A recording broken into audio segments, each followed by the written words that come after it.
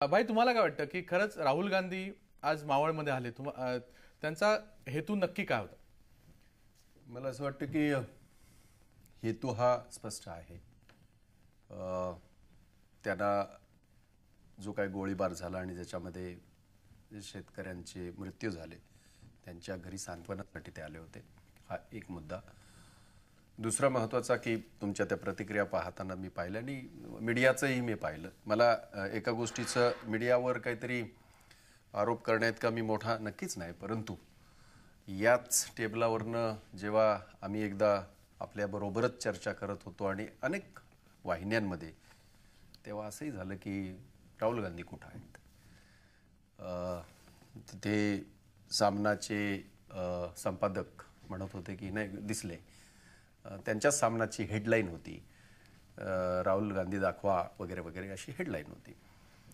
आपल्याला हे जाणणं गरजेचं आहे की आदरणीय सोनिया गांधी त्यांच्या आई या लंडनमध्ये ॲडमिट आहेत आणि त्यांच्यावर शस्त्रक्रिया झाली आणि 14 तारखेला दुपारी राहुल गांधी हिंदुस्थानात आले. हे सगळं ज्ञात आहे सगळ्यांना.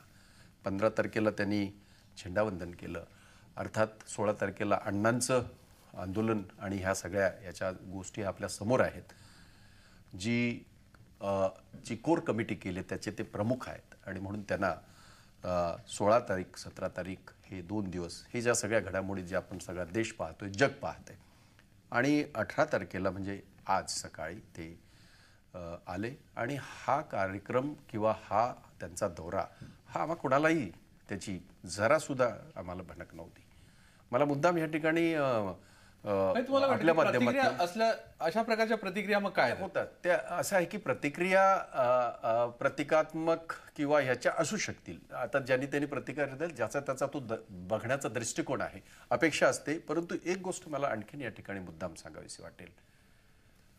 जेव्हा अजित पवार तिकडे गेले त्यावेळेला सगळे म्हणाले काय मग एवढा लवाजमा घेऊन गेले वगैरे वगैरे. दुसऱ्या दिवशीच अजित पवार गेले होते. अर्थात ज्या वेळेला राहुल गांधी गेले, राहुल गांधी हे फक्त एकच गाडी घेऊन गेले, प्रायव्हेट गाडी. त्यांचा काही प्रोटोकॉल नव्हता, काही नव्हता. आणि जेव्हा ते तुपेंच्या घरी गेले त्यावेळेला तिथे 10चं चालू होतं, 2000 लोक होते आणि त्यांनी थेट त्यांच्या कुटुंबाशी संवाद साधला, तिथल्या लोकांशी संवाद साधला, त्यांच्या सगळ्या ज्या काय गोष्टी होत्या त्या सगळ्या ऐकून घेतल्या. तशाच प्रकारे ते पुढच्या गावी यांच्या साठेंच्या गावी गेले. एकनाथ साठे त्यांचे भाऊ त्यांच्याजवळ केलं.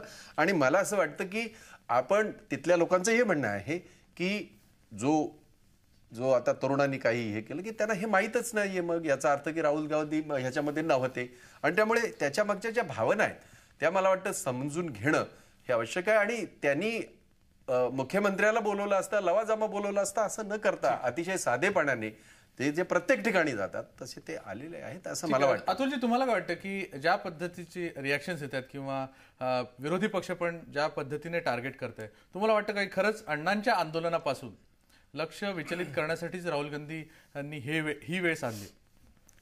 नाही, यात तर काही शंका नाही आहे की राहुल गांधी परदेशात होते, 14ला रात्री आले, पण त्यांना जर का खरोखर काही कळवळा असता तर आल्यानंतर 1-2 दिवसात ते या ठिकाणी येऊ शकले असते. पण अण्णांचं आंदोलन देशभरात प्रचंड वेग घेत आहे आणि या आंदोलनाकडनं कुठे लक्ष वळवावं या दृष्टिकोनातून बेसिकली त्यांनी हा दौरा केला. कारण याच्या आधी महाराष्ट्रात अधिवेशन चालू असताना 2 ठिकाणी गोळीबार झाले. त्यावेळेला कोणी काँग्रेसचे राष्ट्रीय नेते आले नाहीत. समजा राहुल गांधी परदेशात असतील तर अन्य कोणी एखादा राष्ट्रीय नेता आला असता, असं काहीच केलेलं नाही आहे. त्यामुळे हे जे काही सांत्वन करण्याचं जे आहे, हे सांत्वन करण्याच्या मागे काही शुद्ध अराजनैतिक काही राजनैतिक सांत्वन करण्याचाच हेतू आहे असं मला वाटत नाही. याच्यामागे काहीतरी पक्षीय स्वार्थ आहे आणि कुठून तरी अण्णांच्या आंदोलनामधनं आपल्याला सुटका मिळावी याची धडपड करण्याचा एक प्रयत्न आहे असं मला वाटतं. ठीक आहे.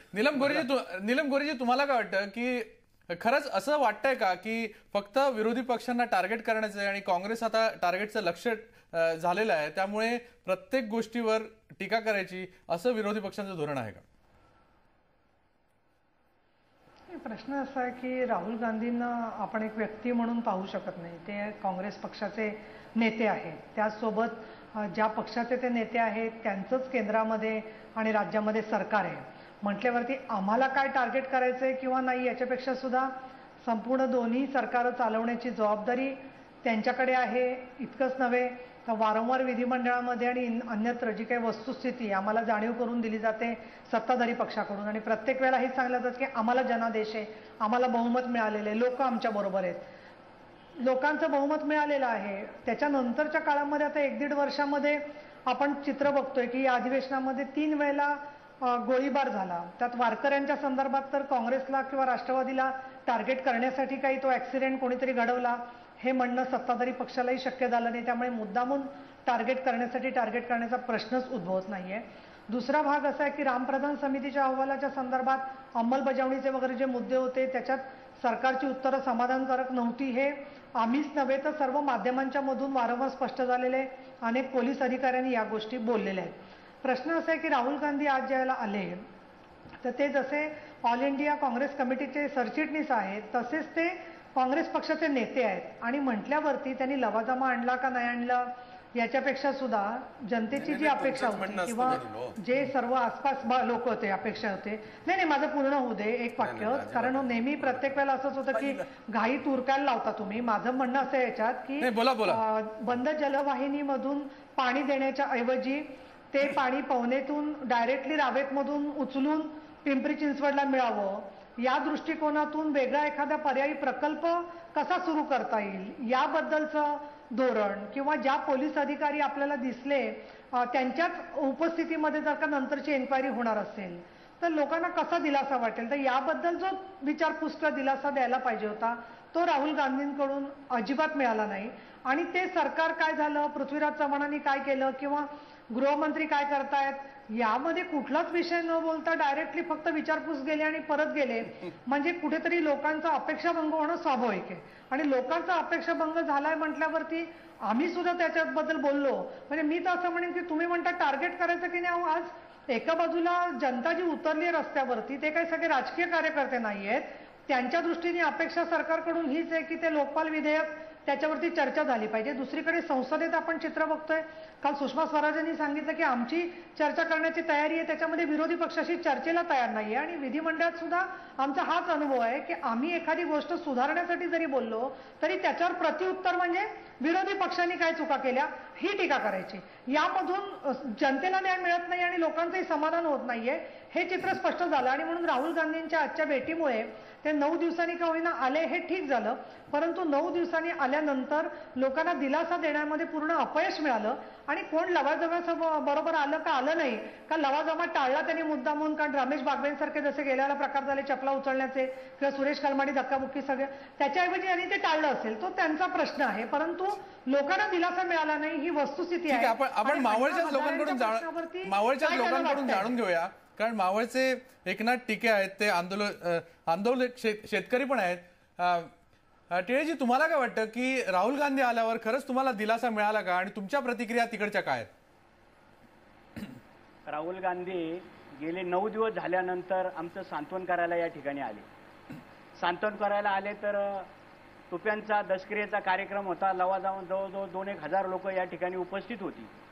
आल्यानंतर आम्ही त्यांना मान सन्मानाने आमच्या ज्या काय मागण्या होत्या त्या त्यांच्या समोर आम्ही 4-5 मागण्या मांडल्या आणि त्यांनी आम्हाला फक्त एकच सूचक उत्तर दिलं की आम्ही याच्यावर विचार करू. पण आम्हाला कुठल्या प्रकारचं तिथं ठोस उत्तर दिलं नाही. आणि जवळजवळ 9 दिवसांनी या विषयातलं गांभीर्य गेल्यानंतर ते आम्हाला सांत्वन करायला आले. याचा अर्थ काहीतरी त्याच्यात राजकीय खेळी असावी. कारण खरं तर अनेक मंडळी आम्हाला ज्या दिवशी हा प्रकार घडल्यानंतर 3-3 तासांनी काही मंडळी आम्हाला येऊन भेटली, अनेक मंडळींनी आम्हाला मदत केली.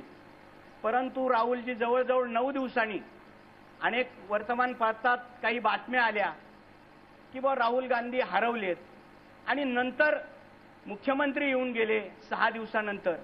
आणि त्याच्यानंतर मुख्यमंत्री त्यांच्या भेटीला गेल्यानंतर दिल्लीला पोहोचल्यानंतर इकडच्या शेतकऱ्यांच्या वेगळ्या प्रतिक्रिया ऐकल्यानंतर त्यांनी राहुलजींना पाठवलं असं मला वाटतंय. आपल्याबरोबर दीपक पवार पण आलेले आहेत. माझ्या मते ते मीडियाशी त्यांचा कुठलाही दूरतम संबंध नाहीये, ते राजकीय विश्लेषक आहेत. तुम्हाला काय वाटतं की एकूणच हे आंदोलन बघितलं आणि आजचं जर आपण मावळची व्हिजिट बघितली राहुल गांधी, तर तुम्हाला याबद्दल काय म्हणायचं आहे? हा, एक म्हणजे अण्णा हजारेंचं जे आंदोलन गेले काही दिवस चाललेलं आहे किंवा मागच्या टप्प्यातही चाललं होतं, त्यावेळेला सुद्धा काँग्रेस पक्षाकडनं वारंवार असं म्हटलं गेलं होतं की हे मीडियाचं प्रोजेक्शन आहे. तशा प्रकारचा आरोप हा कोणत्याही आंदोलनावर आज करता येईल अशा प्रकारची परिस्थिती आहे. पण तुम्ही जर पाहिलं तर अण्णा हजारेंच्या आंदोलनाच्या मागे मोठ्या प्रमाणामध्ये तरुण तुम्हाला दिसतात. त्यांच्या मागे काही विशिष्ट भूमिका आहे का, त्यांना कोणी गॉडफादर आहे का, कोणी त्यांना प्रेरित केलंय का, ह्याच्या पलीकडे जाऊन उत्स्फूर्तपणाने काही ठिकाणी लोक कामं करतात हे आपल्याला दिसतं. मला असं वाटतं की यात अण्णांच्या एकूण आंदोलनाचा विचार आपण एका पातळीवर करायला पाहिजे आणि राहुल गांधींनी आज त्या आंदोलनाला काही प्रमाणात म्हणावं डिस्ट्रॅक्ट करण्यासाठी का होईना केलेला मावळचा जो दौरा आहे त्याचा वेगळ्या पद्धतीनं आपण विचार केला पाहिजे. मगाशी भाई खूप चिडले होते इतर सगळ्या राजकीय वर्गावर आणि प्रसार माध्यमांवर सुद्धा. अगदी स्वाभाविक मानतो मी त्यांचा राग पक्षाचे प्रवक्ते म्हणून. मला असं वाटतं की राहुल गांधी गेली काही काळ जे करतायत त्याला अगदी सोपा शब्द म्हणजे दारिद्र्य पर्यटन आहे. उत्तर प्रदेशामध्ये ते जे काही करत होते तो पॉवर्टी टुरिझम होता. त्यांच्यासारखा सोन्याचा चमचा घेऊन जन्माला आलेली जी सगळी मुलं आहेत त्यांनी दारिद्र्य आणि इतर सगळ्या गोष्टी पाहिलेल्या नाहीत. राजकारणामध्ये उत्तर प्रदेशसारखं महत्त्वाचं राज्य घेऊन तिथली गरिबी पाहायची, तिथल्या गरिबीचा एका अर्थाने पॉलिटिकल इश्यू होतोय का हे पाहायचं, हे राजकारण म्हणून अगदी स्वाभाविक आहे असं मी मानतो. पण या सगळ्याच्या मुळाशी राजकारण आहे. एक राजकीय नेता, नव्याने उमेदीला येऊ घातलेला राजकीय नेता स्वतःचं पॉलिटिकल करिअर आपल्या आईच्या मार्गदर्शनाखाली एस्टॅब्लिश करण्याचा प्रयत्न करतोय. हे जर काँग्रेस पक्षानं मान्य केलं तर अण्णा हजारेंच्या आंदोलनाला ते उत्तर आहे का स्वतंत्रपणाने राहुल गांधी स्वतःला एस्टॅब्लिश करण्याचा प्रयत्न करतायत याच्याबद्दल जो काही एक फॉल्स कॉन्शियसनेस, एक खोटी जाणीव घेऊन काँग्रेस पक्ष वावरतोय त्याच्यामधून ते आपोआप बाहेर येतील.